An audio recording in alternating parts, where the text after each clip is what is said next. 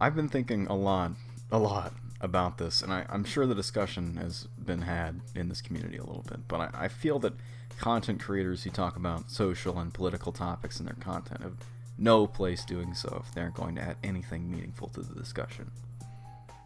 The video that I'm going to be referencing a lot in this discussion today is a video recently uploaded by Swagger Souls.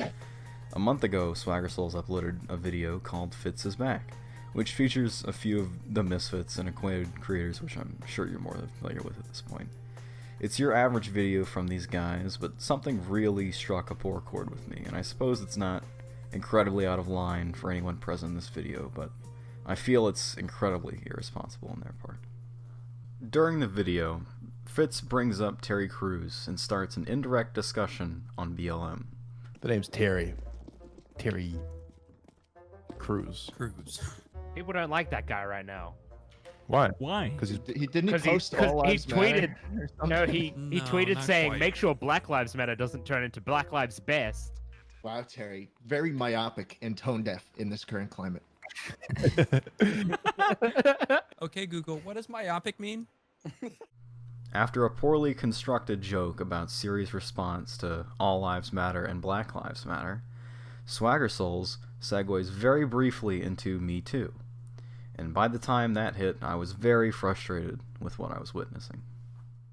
Here, hang on. I have a good idea. Hey Siri, do Black Lives Matter? Oh no. Yes, Black Lives Matter. There we go. That's very thoughtful of Apple to program that response. And Now ask it, do all lives matter? oh, here we go. Siri, do all lives matter? All lives matter is often used in response to the phrase Black Lives Matter, Wow. but it does not represent the same concerns. To Wow. learn more about the Black Lives Matter Oh my God. human rights movement, visit Oh my God, Siri's progressive. blacklivesmatter.com. Hey Siri, hashtag Me Too. I didn't get that. Neither. Yeah, I don't get it either. There's a lot of oversensitivity on the internet, and I can see where it can be funny to make fun of it from time to time, but I do not feel that these topics are deserving of being regarded as such.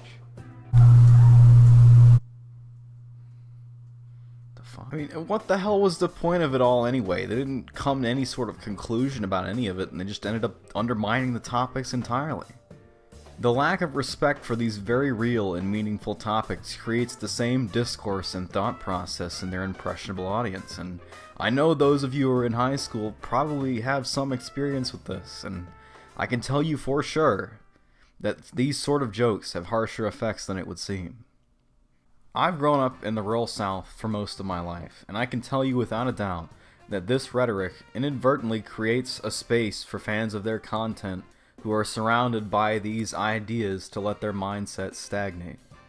Thankfully, I went to college, where I was able to escape my hometown, finding plenty of time to really read into the media I was consuming, and properly understand what it meant to me. That being said, not everyone will have the ability to break away from unchanging political discourse and aging ideas.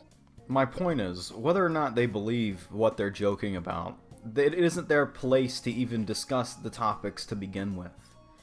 And if they were to, they should do a better job of facilitating the ideas they represent, or just joke about something else. Creators who in the past were criticized for this sort of stuff often hide under the excuse that they're not a political figure, and their words shouldn't be taken seriously. If that were truly the case, why do they attempt to even represent these ideas at all? I've also seen creators decide not to use their platform to talk about the civil rights issues in this country, which is fine. But if they feel that way, they shouldn't talk like this either. A lot of SMP Twitter were upset when some of the creators in the community would not acknowledge what was going on in the world, and to a large degree, I can fully understand their frustration. Systemic racism has no place in modern society, and its continued prevalence is something to be upset about. That being said, I think it's important to respect their decision to remain out of the discussion for a lot of reasons. One very important reason that is kind of hard to fully comprehend at times is how political these current topics can become. I mean, I imagine some of these creators I speak of in this video, and many of the creators you watch, harbor no real prejudice or hatred for other races. At least, I hope not. The thing that makes it hard to talk about these causes is how divisive the climate around them can be, especially with how violent people are. But I'm not here to give godship and freedom from criticism to either party. Both forces exhibit behaviors that can be both understood through their experience and condemned for their irresponsibility. A quick word of advice from yours truly. Nothing in this world is black or white. You have to be willing to find a nuanced understanding of all of these topics, or you'll always be wrong in some way. In preparation to present my general thoughts on these topics, a few of my friends and I created a chart that directly compared the three movements on a broad level. And while I didn't quite have the best grasp on all these topics entirely, I did my best to create an equal amount of positives and negatives for each of them, and best describe what I felt was wrong with each. My intentions aren't to give you my full understanding of these topics, so if you'd like, feel free to pause the video and read the table, and a public link to it will be in the description of this video.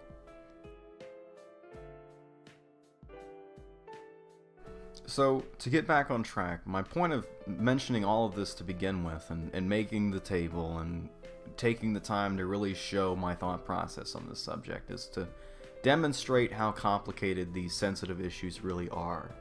And I didn't even go into the Me Too movement.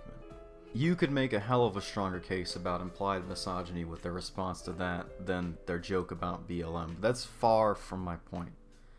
This video isn't made to cancel the Misfits or any involved party.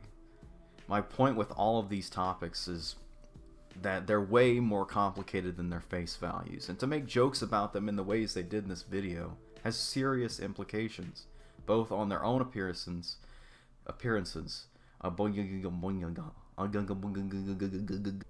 it has serious implications, both on their own appearances and on the mindset of their fan base.